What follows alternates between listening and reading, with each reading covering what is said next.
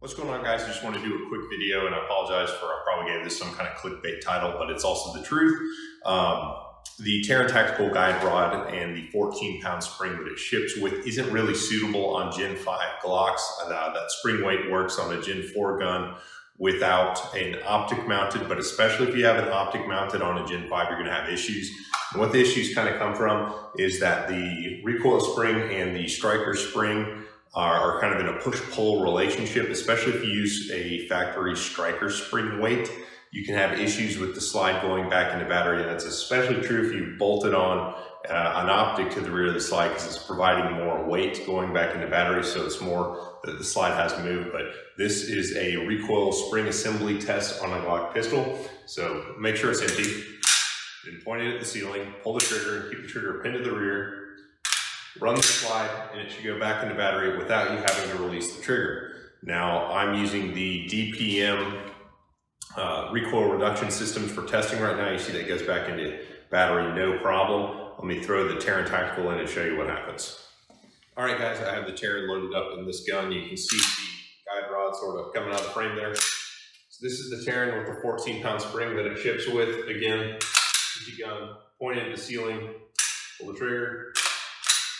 Okay, that looks pretty good until that when I release the trigger, you see it goes in about the bottom quarter inch.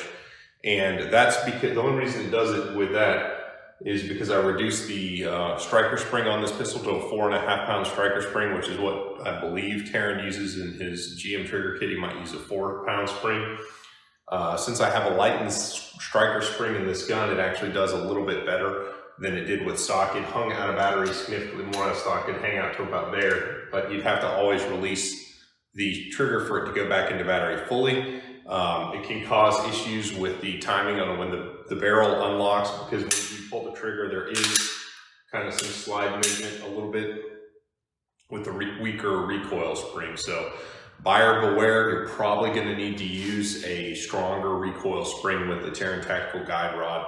I have not been in touch with Taran to see if they're going to, offer up additional poundage guide rods. Again, the 14-pound spring seems to work in the Gen 4 pistols, but with a 4.5-pound striker spring, especially with an OEM striker spring, it doesn't really work in these pistols. So please use caution, test your gear, and don't, stake a match over your life on the fact that some aftermarket parts reseller tells you this spring combination should work, because I don't see this working. I took it out of my gun because I didn't think it was working. If I wanted to keep this guide rod, I would look at a 16, 17, or even an 18-pound recoil spring.